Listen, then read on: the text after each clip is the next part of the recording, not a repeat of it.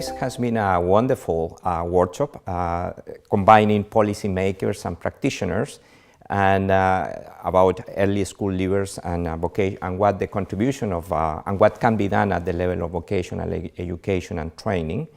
This is, I think, extremely useful for us. I come from the World Bank, and then what we do is most of the time we share good experiences that take place. We work in different countries, some of the EU member countries, but in general we work in many other countries, and for them it's always interesting to find out what these best practices are taking place in Europe, in the European Union countries. So for us this is on the one hand an opportunity to learn more and to get this knowledge and transfer it to other countries as well. At the forum you have presented a tool that World Bank is using. It's called Saber, and it's about equity and inclusion. And I understand that you have been applying it in some of your client countries. Can you tell us a bit more about it? Saber means System Approach for Better Education Results.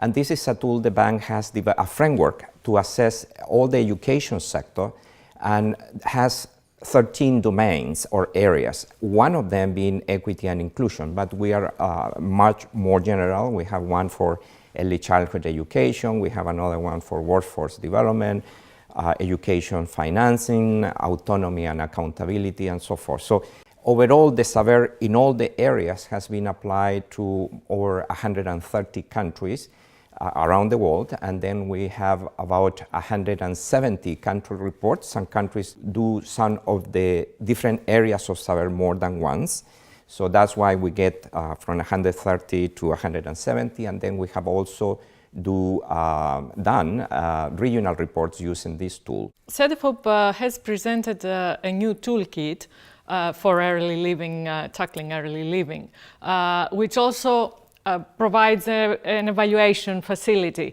And as I understand, evaluation is also very important for you as well. First, I want to really congratulate Cedefop for a state-of-the-art toolkit, which I think will be very useful for all the countries which use it. We are very much interested in seeing in which way we can take this toolkit to countries which are not in the European Union. And that's why we are here to learn more about the tool. But what it will be really interested in seeing in which way we can take this tool and use it for producing analytics and very concrete policies for other countries. Finally, despite the best efforts of the World Bank, Cedefop and many other organizations, there is still a serious issue with early leaving in many areas of the world. How do you feel about that? What can be done?